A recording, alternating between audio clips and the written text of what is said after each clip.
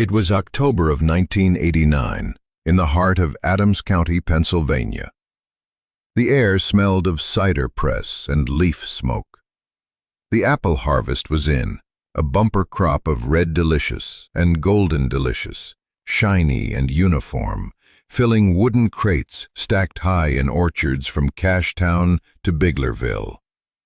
It was a good year, a profitable year, the kind of year that made men confident in their methods, in their machinery, in the predictable turning of the seasons. On a Tuesday, when the sky was a flat, unblemished blue, the will of Annalise Zimmerman was read in a small, stuffy lawyer's office overlooking the Gettysburg Town Square. The three Zimmerman daughters were present: Ruth, Esther, and Martha. Ruth and Esther, the elder two, sat straight-backed in their Sunday dresses. They were sensible women. They had married sensible men who knew the rhythms of the orchards, the price of fertilizer, the mechanics of a Massey Ferguson tractor. Their hands were capable. Their faces were etched with the pleasant certainties of a life lived according to plan. Martha sat apart. At 49, she was the youngest, a widow of 5 years. Her husband had not been a farmer, but a quiet man, a watchmaker, who had left her with little more than a collection of tiny gears and a profound understanding of patience. Martha wore a simple cotton dress, faded from 100 washings. She did not look at the lawyer. She looked out the window at the sycamore leaves skittering across the brick sidewalk. The will was simple. It was direct. Annalise Zimmerman had been a woman of few words, and her final testament was no different. To Ruth and Esther, jointly, she bequeathed the assets: the 200-acre farm, the orchards, heavy with profitable modern apple varietals, the sturdy 4-bedroom farmhouse with its deep porch and view of the mountains, the barns, the sheds, the tractors, the air blast sprayers, the sorting equipment, the bank accounts, the certificates of deposit, the future. The lawyer cleared his throat. He adjusted his spectacles. He seemed uncomfortable. There was a final item, a codicil. To Martha, her youngest, Annalise left one thing: the root cellar. A silence fell over the small office. It was a thick, heavy silence, broken only by the ticking of a grandfather clock in the hall. Ruth shot a quick, indecipherable glance at Esther. A flicker of something, pity perhaps, or embarrassment. The root cellar was not attached to the house. It was a relic, a forgotten structure dug into the north-facing slope of a stony hill at the far edge of the property, a quarter-mile from the main dwelling. It was built of fieldstone by their great-grandfather a century before. Its heavy oak door had swollen shut years ago. Its roof was a mound of earth, overgrown with weeds and a stubborn, thorny bush. It was useless, an antique, a hole in the ground. The lawyer continued reading. The bequest included the half-acre of land the cellar sat upon, a worthless plot. It was rocky, unimproved, and shaded by the hill for most of the day. Nothing had been planted there for 50 years.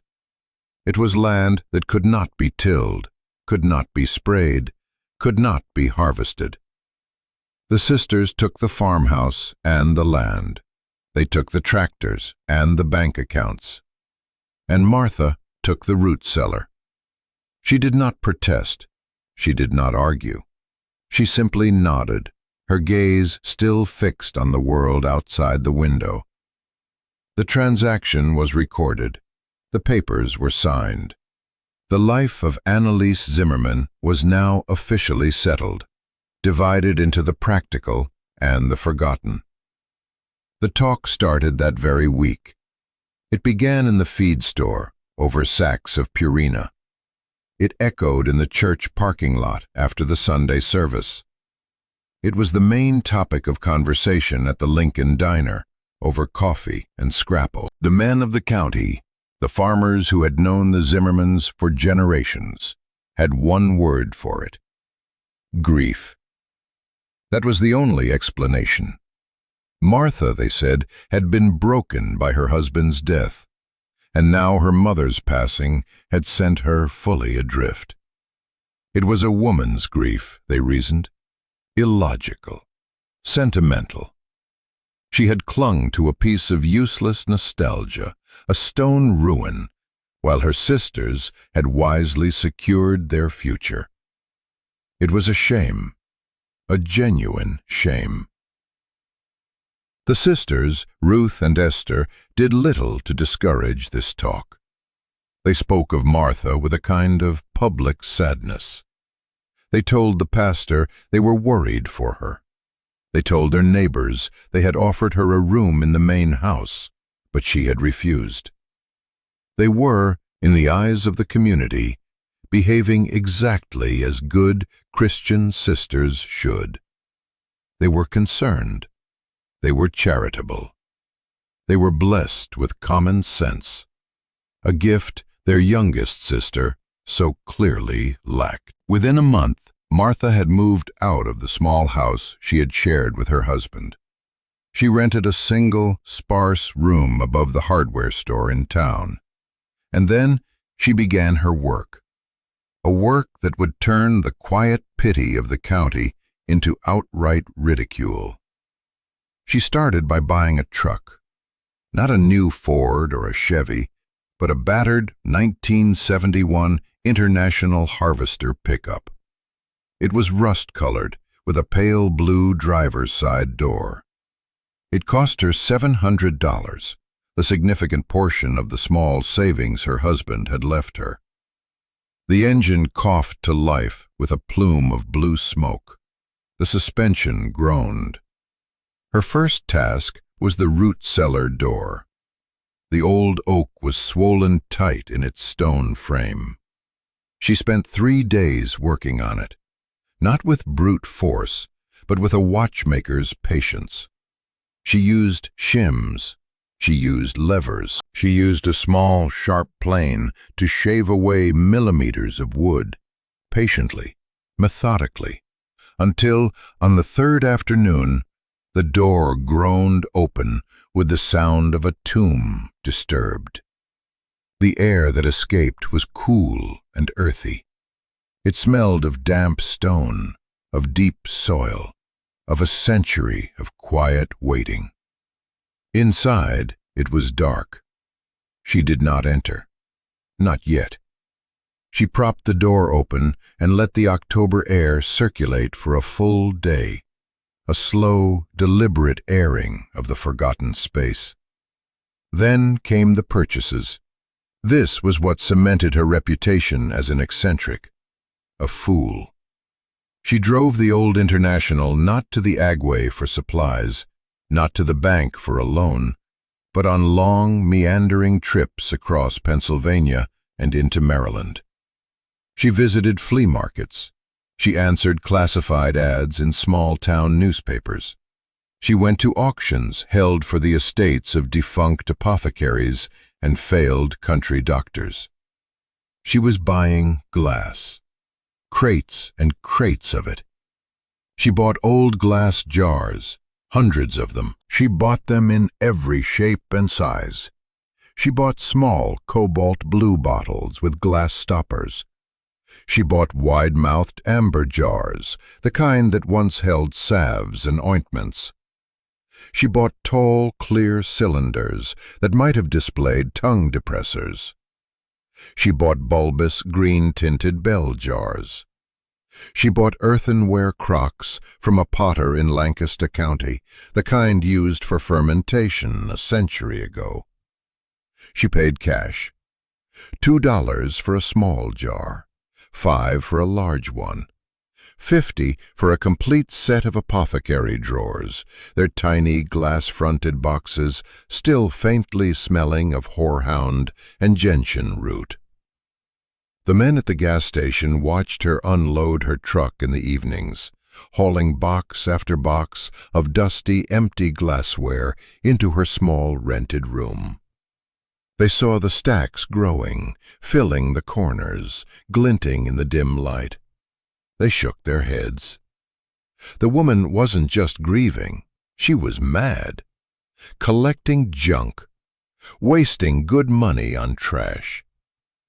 Her sisters heard the stories. They drove into town one afternoon, their faces masks of strained concern. They found Martha carefully washing the jars in a galvanized steel tub, her hands raw from the lye soap. They asked her what she was doing. Why was she buying this old junk?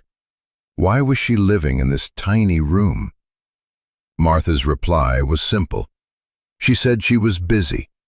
The purchases did not stop with glass. She bought 200 pounds of raw, unfiltered beeswax from a Mennonite beekeeper near Strasbourg. She bought 50 rolls of genuine vellum parchment, paying a price that made the stationery supplier raise his eyebrows. She bought 100 kilograms of specialized, extra-fine cork stoppers from a supplier in Portugal, a purchase that required a bank wire and 3 weeks of waiting. She bought sacks of coarse sea salt, unrefined cane sugar, and raw honey. The cost was staggering. By Christmas of 1989, she had spent over $9,000. It was nearly everything she had. $9,000 on empty jars, wax, paper, and corks. $9,000. While her sisters were finalizing a deal for a new, state-of-the-art irrigation system for the orchards. A sensible investment of $30,000, financed by the bank, secured by the value of their land. The contrast was not lost on anyone in Adams County. One sister invested in the future of agriculture. The other invested in trash. Winter settled in. The first snows fell, blanketing the fields and orchards. Martha moved the cleaned, sterilized jars from her room to the root cellar. It took dozens of trips in the rattling International. She organized them on rough-hewn wooden shelves she built herself inside the stone walls. The cellar, once a forgotten hole, now looked like an alchemist's laboratory. Rows upon rows of empty, gleaming vessels waiting to be filled. And inside the root cellar, on a set of shelves hidden behind a false wall of loose stone, was the true inheritance. The thing Annalise Zimmerman had left her. The thing the sisters had not seen, had not known existed. The thing that Martha, and only Martha, understood. It was not gold. It was not jewels. It was not a secret cache of money. It was a library, a living library. On the shelves sat nearly 100 old glass jars, each one sealed with a thick cap of beeswax over a cork stopper. Inside each jar was a murky, vinegar-like liquid, and floating in each liquid was a gelatinous, rubbery disc. A pale, cloudy, living thing. Section-section. Each jar was labeled in their grandmother's elegant, spidery script. The labels were not numbers, but names. Names that had not been spoken in the commercial orchards of Adams County for 50 years. Esopus Spitzenberg, Newtown Pippin, Black Twig, Smokehouse, Baldwin, Roxbury Russet. These were mothers of vinegar, living cultures of acetobacter, symbiotic colonies of bacteria and yeast, each one derived from a specific heirloom apple variety. They were the microbial ghosts of a forgotten orchard. Their grandmother and her mother before her had been not just farmers, but curators. They had understood that the true wealth of an apple was not just in its flesh, but in its potential for transformation. They had preserved the soul of each apple in these jars, feeding the mothers with a little cider and sugar each year, keeping them alive, dormant, waiting. Annalise knew her daughters. She knew Ruth and Esther saw the world in acres and bushels. They saw progress in new machinery and chemical sprays. She knew they would have seen the jars as more junk, something to be thrown out with the old canning supplies. But she knew Martha. She knew Martha had spent hours as a child, not in the fields, but in the kitchen, watching her grandmother work. Martha, who had the patience of a watchmaker. Martha, who understood that the most valuable things are often the most quiet, the most hidden, the most alive. The will was not a slight. It was a key. Annalise had not given Martha a worthless hole in the ground. She had given her the ark. All that winter, as the county settled into a cold slumber, Martha worked.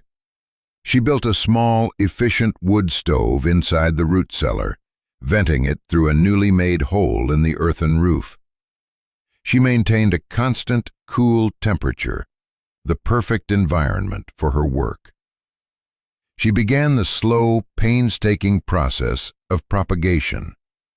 She would take one of the old mothers, a disc of cellulose the size of a silver dollar, and place it in one of her newly acquired, sterilized earthenware crocks.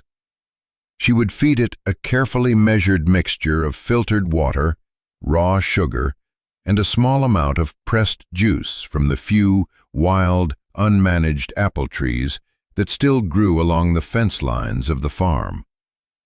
She was waking the library up. For the next 5 years, this was Martha's life, a quiet, monastic existence. She worked part-time cleaning the church and the lawyer's office to pay for her small room and her meager groceries. The rest of her time was spent in the root cellar. She was a silent, solitary figure, seen occasionally in her rattling truck, her face growing thinner, her hands permanently stained from her work. The county had long stopped laughing. They had simply forgotten her. She was a ghost in their midst, a footnote in the story of her family's success. Because for her sisters, the early 1990s were golden years. Their farm flourished. The demand for perfect, unblemished, red delicious apples was insatiable. Supermarkets wanted them. Food processors wanted them for juice and sauce. They took out more loans. They bought another 100 acres from a neighbor who was retiring. They tore out the old, diverse orchards and replanted with the same high-yield, monoculture trees that were making them rich. Their new tractors gleamed. Their sons were enrolled at Penn State, studying agricultural business. They were the model of modern farming. They were a success. They saw Martha, on the rare occasions they crossed paths in town, with a deep and genuine pity. Their poor, lost sister, still living in that sad little room, still, they heard, tinkering with her junk in that damp hole in the ground. Then came the summer of 1996. It started quietly, a few blackened leaves on a branch, a blossom cluster that wilted and died, turning a sickly brown. The county extension agent called it blossom blight, a common enough affliction. He recommended an aggressive spraying of streptomycin, an antibiotic. Ruth and Esther sprayed. Everyone sprayed. They drenched their orchards in the chemical mist. But the blight did not stop. It was a new strain of fire blight, the scientists later determined. Erwinia amylivora. It was unusually virulent, and it was resistant to streptomycin. It moved through the monoculture orchards of Adams County like a plague. The very thing that had made the orchards so profitable, their genetic uniformity, now made them exquisitely vulnerable. An orchard of 100,000 genetically identical trees was like a city of 100,000 identical twins facing a new, deadly virus. There was no firewall, no resistance.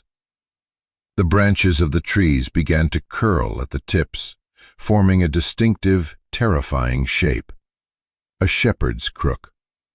The leaves turned black, as if scorched by a torch. The blight moved down the branches, into the main limbs, into the trunk itself. An infected tree was a dead tree. That year, Ruth and Esther lost 30% of their crop. The next year, 1997, was worse. The blight had wintered over in the wood. It came back with a vengeance. They lost 60%. The shiny, perfect apples that made it to harvest were often streaked with the telltale signs of infection, making them unsaleable. The big distributors, the ones who wrote the massive checks, grew nervous. Their contracts had clauses about quality. They started rejecting entire shipments. By 1998, the apple economy of Adams County was in free fall. The price per bushel collapsed. Banks, the same ones that had so eagerly financed the expansion, began to call in their loans. For sale signs started appearing on the gates of farms that had been in the same family for 200 years. The confidence of 1989 was gone, replaced by a quiet, gnawing panic. Ruth and Esther were hit hard. They were heavily leveraged. Their entire business model was predicated on the mass production of a single type of product, and that product was now dying before their eyes. The new tractors sat idle. The state-of-the-art irrigation system watered dead and dying trees. They laid off their farmhands. Their sons, home from college for the summer, walked through the blighted orchards with the stunned expressions of heirs surveying a ruined kingdom. And in all this time, nobody thought of Martha. Nobody thought of the root cellar. It was irrelevant, a forgotten story from a different time. The first sign of the turn came not from a farmer, but from a chef. He was a young, ambitious man from a celebrated restaurant in Philadelphia. He was known for his interest in historical ingredients, in reviving forgotten flavors. He had heard a rumor, a whisper from the old Mennonite beekeeper who had sold Martha her wax. A rumor of a woman in Adams County who was making vinegar, real vinegar. He drove his clean black Saab up the winding dirt lane to the root cellar one afternoon in the spring of 1999. He saw the old international truck, now more rust than paint. He saw the woman who emerged from the stone-lined doorway, her hands stained, her eyes clear and direct. Martha was not surprised. She had been waiting. For 10 years she had been working. Her library of mothers had expanded. The hundreds of jars she had bought were now full. Each one held a living, breathing culture, a specific vinegar from a specific heirloom apple. The root cellar was no longer an alchemist's lab. It was a production facility. She had been selling a few bottles here and there at a small farmer's market in Maryland, just enough to sustain her work. She had built a small but loyal following of people who appreciated the quality, the complexity of the flavors. She invited the chef inside. He was stunned. The air was cool and alive, fragrant with the sharp, fruity tang of acetic acid. He saw the shelves, a kaleidoscope of colored liquids in glass jars. Pale gold vinegars from the Newtown Pippin, deep rosy vinegars from the Esopus Spitzenberg, amber nutty vinegars from the Roxbury Russet. She let him taste. She gave him a small glass. She poured a splash of the smokehouse vinegar. The chef swirled it. He sniffed. His eyes widened. It smelled of apples, yes, but also of wood smoke, of leather, of the damp earth of the cellar itself. It was a complex, layered aroma that spoke of time and patience. He took a sip. It was sharp, but not harsh. It was bright, acidic, but it bloomed on his palate into a cascade of flavors. It was the most extraordinary vinegar he had ever tasted.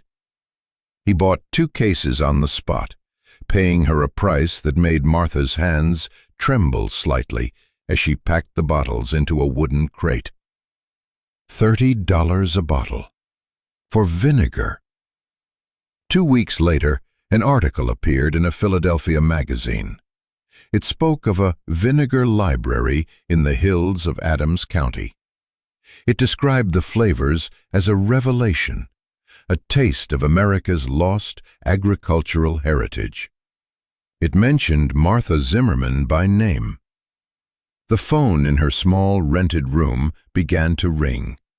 It was another chef from New York this time, then a specialty food distributor from Boston, then a writer for a national food journal.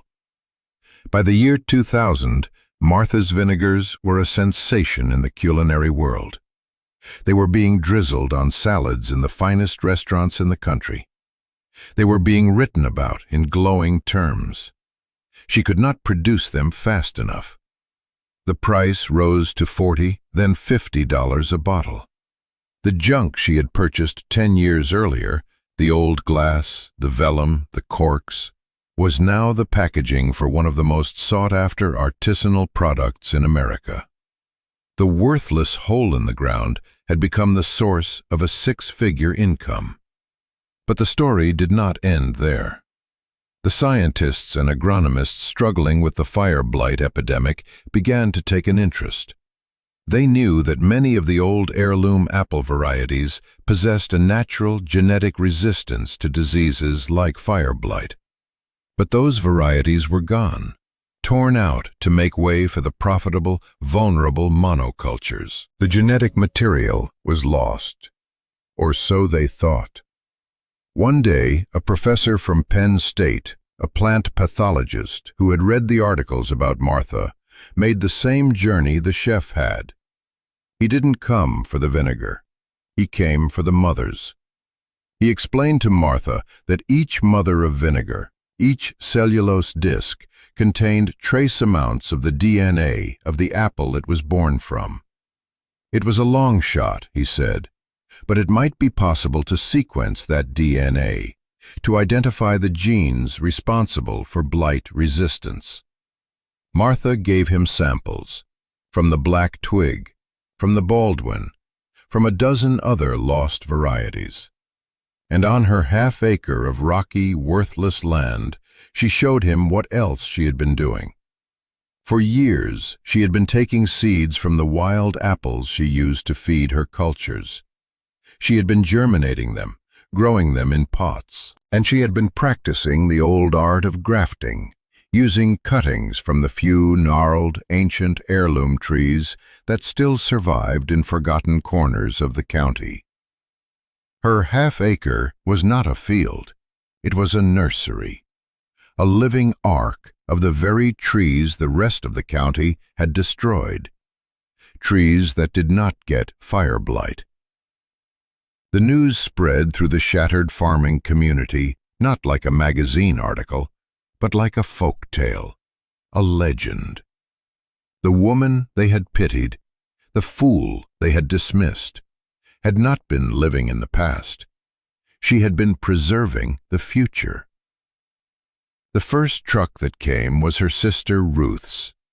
It was a dusty, dented Ford, the old farm truck, not the new one that was about to be repossessed by the bank. Ruth did not come with pity or charity. She came with a desperate, humble request.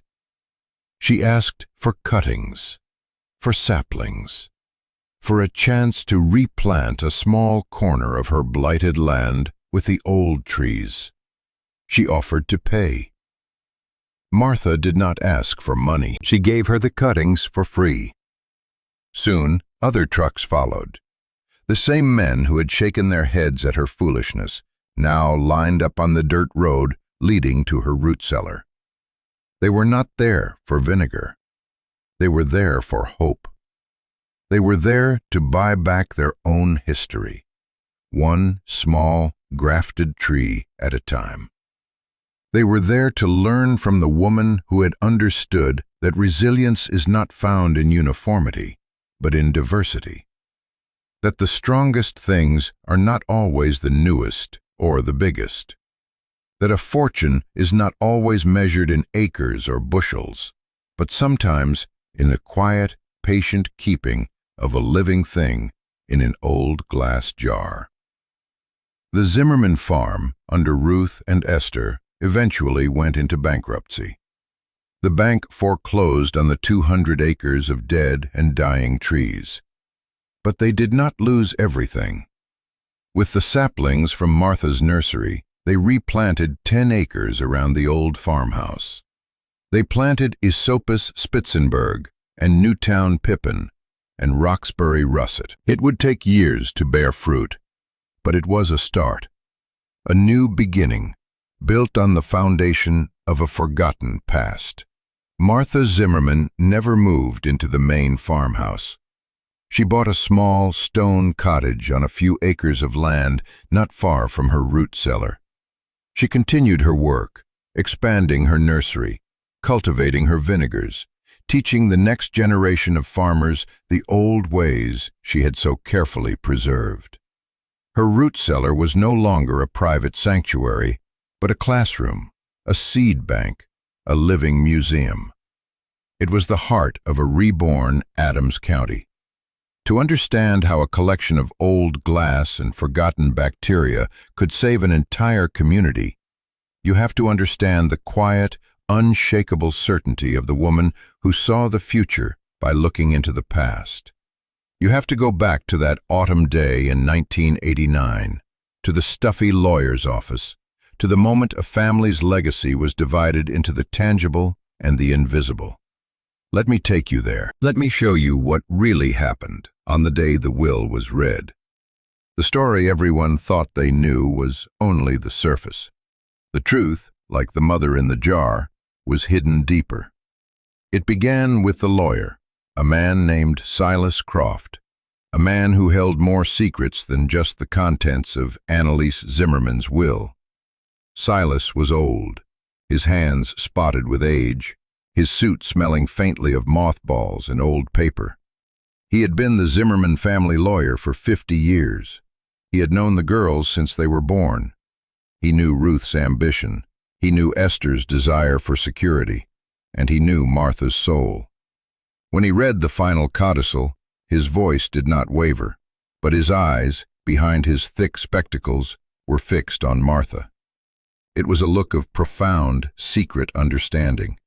He was a gatekeeper, and he was handing her the key. The words he read were simple, legally binding, but beneath them lay a current of unspoken communication between him, the deceased Annalise, and her youngest daughter.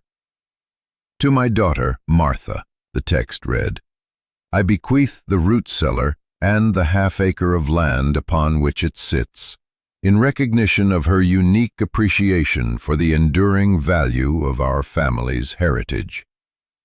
The phrase, unique appreciation, was a code. Ruth and Esther heard it as a euphemism, a polite way of saying Martha was the sentimental, impractical one.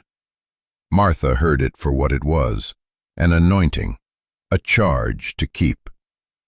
The sisters' reaction was immediate and telling. Ruth's lips thinned into a tight, controlled line. She was calculating. The farmhouse, the land, the equipment, that was the prize. A crumbling cellar was an insult, but an insult she was happy to let Martha suffer if it meant a clean, uncomplicated acquisition of the real assets. Esther, ever the follower, simply looked relieved. There would be no fight, no messy family drama.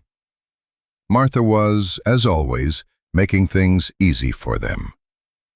The moment the meeting concluded, Ruth and Esther were on their feet, shaking the lawyer's hand with crisp efficiency. They had business to attend to, a farm to run. Martha remained seated. After her sisters had departed, leaving a wake of perfume and restless energy, Silas Croft slowly removed his glasses. He looked at Martha. He told her that her mother had visited him a month before her death. She had been frail, but her mind was as sharp as a shard of glass. She had dictated the codicil herself. She had been specific. She had told Silas that the farm was a burden, a beautiful, productive, but ultimately fragile burden. She said the modern world of agriculture was a fast-moving river, and her elder daughters were eager to ride the current, but she feared the river was headed for a waterfall. "They are good girls," Annalise had told him, her voice a dry whisper. "But they only see what is right in front of them. They see the fruit. They don't see the roots." Annalise had instructed Silas to hold something for Martha. He unlocked a drawer in his heavy oak desk and pulled out a small, cloth-bound ledger. It was her grandmother's hand. Inside were not financial records, but recipes, instructions, a detailed guide to the library in the root cellar. It contained the history of each mother culture, the date it was started, the apple it came from. It detailed the precise ratios of sugar and water needed for feeding. It described the signs of a healthy culture and the warnings of a sick one. It was the operating manual for the Ark. Silas Croft passed the book across the desk to Martha. It was, he said, the second part of her inheritance, the knowledge to match the legacy. He told her that her mother had left one final instruction, a small trust held in a separate account containing $10,000. It was not to be given to her directly, but was to be made available for the procurement of necessary supplies for the preservation of the family heritage. Annalise, with shrewd foresight, knew that if Martha were given the cash, her sisters might have tried to claim it or question it. By phrasing it this way, she had given Martha the precise funding she needed for her seemingly bizarre shopping spree, all under the legal protection of the executor. So Martha's purchases were not a descent into madness fueled by grief. They were a deliberate, calculated execution of a well-funded plan. Every dollar she spent was Annalise's dollar, guided by her grandmother's book, and dispersed by a lawyer who was in on the secret. The community saw a woman spending her last penny on junk. The reality was a covert operation, a posthumous collaboration between 3 generations of Zimmerman women. The acquisition of the International Harvester truck was the first step. Martha chose it for its simplicity. It was a purely mechanical vehicle with no complex electronics. She knew from her late husband, the watchmaker, that the most reliable machines were the ones you could understand and repair yourself. She spent a weekend with the hood up, not just checking the oil, but methodically cleaning the carburetor, replacing the spark plugs, and adjusting the timing. It was a machine she could depend on, a vital tool for the mission ahead. Her trips to the flea markets were not random wanderings. They were surgical strikes. The ledger contained sketches of the ideal types of vessels. Amber glass to protect the cultures from light. Wide-mouthed jars for easy access to the growing mothers. Small, thick-walled bottles for the finished, concentrated product. She was not buying junk. She was reassembling a laboratory that had been scattered by time. She drove to a glass factory in West Virginia that had closed in the 1950s, where a local historian helped her find crates of unsold, forgotten stock that matched her grandmother's specifications exactly. The purchase of the beeswax was equally specific. The ledger warned against modern filtered beeswax, which might contain contaminants. It specified raw, unfiltered capping wax, the kind scraped from the tops of honeycomb, rich with propolis and other natural antimicrobial compounds. The Mennonite beekeeper she sought out was one of the few who still harvested wax in this traditional way. He recognized in Martha a shared understanding of old ways, a respect for natural processes. He became her first silent ally. The work in the root cellar was more than just a chore. It was a ritual. The first thing she did after airing it out was to test the walls. She tapped each stone, listening to the sound, ensuring the structural integrity. She spent a week on her hands and knees, repointing the mortar between the stones with a mixture of lime and sand, just as her great-grandfather had done. She was not just occupying the space, she was communing with it, restoring it, making it worthy of the treasure it was to hold. The false wall was a marvel of simple, rustic engineering. Annalise had explained it to her as a child, calling it a secret pantry. The stones were not mortared, but carefully balanced, a simple puzzle that only a knowing hand could unlock. Behind it, the air was even cooler, the darkness more profound. The jars sat on shelves of black walnut, a wood naturally resistant to mold and rot. They were undisturbed, a silent council of elders waiting for their summons. As Martha began waking the mothers, she followed the ledger to the letter. Each propagation was a small, delicate surgery. She would sterilize her hands, her tools, the new crock. She would gently lift the old mother from its slumbering liquid, handling it with the reverence of a scribe handling an ancient manuscript. She would place it in its new, larger home and feed it the prepared mixture.